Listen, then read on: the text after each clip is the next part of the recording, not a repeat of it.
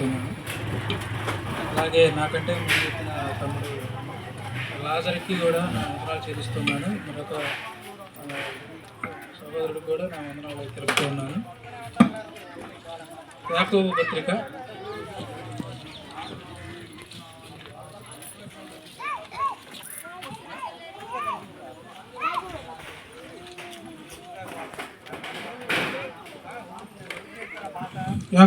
1వ అధ్యాయము 17వ వచనం మనం చదువుకున్నాం.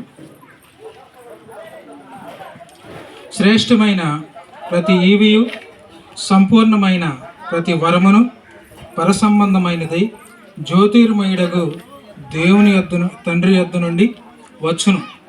ఆయన యందు ఏ సంచలత్వమైనను గమనము వలన కలుగు ఛాయైనను లేదు అంటాడు. చాలు చూడండి, ఇక్కడ దేవుని యొక్క వాక్యము మనకి ఈ రీతిగా తెలియజేస్తుంది.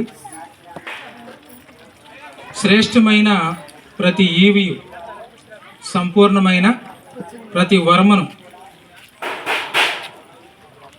పరసంబంధమైనది జ్యోతిర్మయుడగు దేవుని యొద్ద నుండి వస్తుంది. శ్రేష్టమైన ప్రతి ఈవి అంటే ప్రతి ఆశీర్వాదము, ప్రతి దీవెన అది పరసంబంధమైనది జ్యోతిర్మయుడకు దేవుని యొద్ద నుండి వస్తూ ఉంది. ఈ లోకంలో మనిషి ఏది పొందినా ఆ పొందినది ఎవరి ద్వారా అతనికి అనుగ్రహించబడుతుందని అంటే అది దేవుని ద్వారానే అనుగ్రహించబడుతుందని దేవుడు తెలియజేస్తూ ఉన్నాడు. కనుక ఈ భూమి మీద మనకి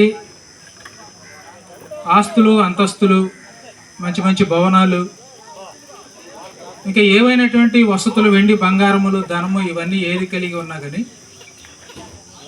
అది దేవుడు అనుగ్రహిస్తేనే ఎవరైనా పొందగలరు. ఇవేవి కాకుండా నీ దగ్గర ఏమీ లేకపోయినా, నువ్వు ఖాళీగా ఉన్నా, నువ్వు దరిద్రుడిగా ఉన్నా, అనారోగ్యంతో ఉన్నా, మరి ఏదైనా సరే అది కూడా దేవుని దగ్గర నుండి వస్తుంది. ఆరోగ్యమైన, అనారోగ్యమైన, దేవనైనా, శాపమైన, మరి ఏదైనా అది దేవుని దగ్గర నుంచి వస్తుంది.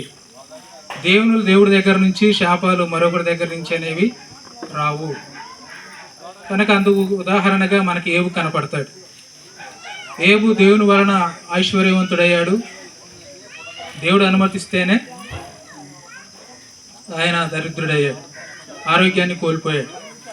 అలాగే మనిషి జీవితంలో మనం ఏది పొందినా అది దేవుని మూలంగానే పొందుతాము. దేవుడు అనుమతించకుండా ఏది కూడా మనము పొందలేము. కనుక దేవుని వాక్యం ఈ రీతిగా మనకి తెలియజేస్తాం. దేవుడు భూమి మీద మనిషిని ఏర్పాటు చేసి అతడు ఒంటరిగా ఉండటం మంచిది కాదని, అతనికి సాటి అయిన సహాయము భూమి మీద అతనికి ఉండాలని దేవుడు ముందుగానే గ్రహించి ఒంటరిగా ఉన్నటువంటి మనిషికి సాటి అయిన సహాయము ఏర్పాటు చేసి వారిని జత చేసి మీరు ఫలించి అభివృద్ధి చెంది భూమిని నింపండి అని ఆశీర్వదించినటువంటి వాడు దేవుడు. కనుక ఎలా అభివృద్ధి చెందాలి అని అంటే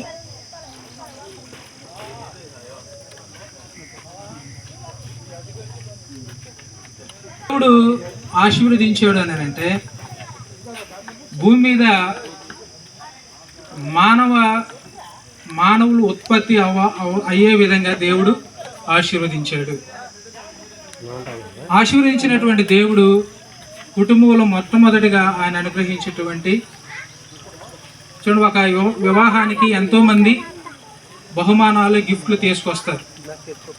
కానీ దేవుడిచ్చే బహుమానం అనేటువంటిది అది విలువైనటువంటిది, అది ఎన్నటికీ వేల తగ్గనటువంటిది, అది అందరికీ గొప్పగా చెప్పుకునేటువంటిది. కానీ 127వ కీర్తనలో ఏమంటాడంటే ఆ కుమారులు యెహోవా అనుగ్రహించు స్వాచ్ఛము గర్భఫలము ఆయనిచ్చు బహుమానము. కానీ చూడండి, ఒక పెళ్ళికి మనము వెళ్ళినప్పుడు ఏదైనా అక్కడ వాళ్ళకి బహుమానాలు ఇస్తూ ఉంటుంటారు.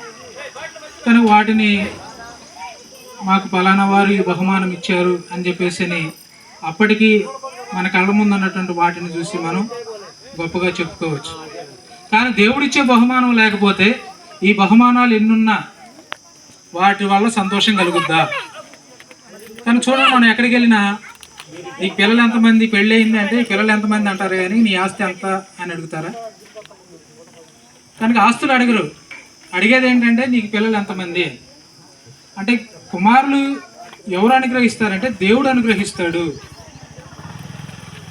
విలువైనటువంటిది ఇది, దేవుడు అనుగ్రహించేది స్వాచ్ఛంగా ఇస్తున్నాడు. స్వాచ్ఛము అంటే అది నీకు మాత్రమే చెందేది. కనుక భూమి మీద మనిషికి మాత్రమే చెందినవి కొన్ని ఉన్నాయి. చదువు ఉంది, ఆ చదువు అనేది ఆ చదువుకున్న వ్యక్తికి మాత్రమే చెందుద్ది. దాన్ని ఎవరు కూడా వాటాలనేది వేసుకోరు. ఒక కుటుంబంలో వివాహమైనటువంటి కుటుంబానికి సంతానం కలిగింది, తండ్రి సంపాదించిన ఆస్తులను వాటా వేసుకుంటారు కానీ ఆ కుటుంబంలో కలిగిన పిల్లల్ని ఎవడు కూడా వాటాలు వేసుకోడు. కనుక దేవుడిచ్చిన స్వాచ్ఛము అంతే. దేవుడు ఇచ్చినటువంటి దానికి దేవుని ద్వారా పొందినటువంటి వాడు మరొకరికి స్వాచ్ఛం అనేది ఉండదు, మరొకరి వాటా అనేది ఉండదు.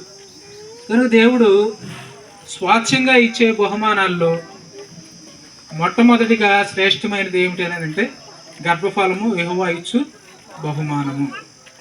కనుక ఆ బహుమానాన్ని దేవుడు తన పోలికలో తన స్వరూపంలో ఏమంటాడంటే చిన్నపిల్లలు నా దగ్గర రాని ఇటు వారిదే పరలోక రాజ్యం అంటాడు. అంటే దేవుడు పిల్లలు మనకు ఎలా ఇస్తున్నాడు అని అంటే తన స్వరూపము తన పోలిక చొప్పున. ఎటువంటిదేనని మనం ఆలోచన చేసినప్పుడు చిన్న బిడ్డను చూస్తే మనకు అర్థమైంది. కనుక ఆ పోలికలో ఆయన సంతానాన్ని మనకి పిల్లలను అనుగ్రహిస్తూ ఉన్నాడు. కనుక ఎఫెసీ పత్రికలు ఏమన్నాడంటే ముందుగా లాజరు చెప్పిన విధంగా 6వ అధ్యాయము 4-5 వచనాల్లో, తండ్రులారా మీ పిల్లలకు కోపం రేక ప్రభు శిక్షలను బోధలను వారిని పెంచండి. కనుక పిల్లలు చెప్తాడు, పిల్లలారా ప్రభువునందు మీ తల్లిదండ్రులకి విధేయులండి, ఇది ధర్మమే. కనుక తల్లిదండ్రులేమో పిల్లల్ని ప్రభు శిక్షల బోధలు పెంచాలి.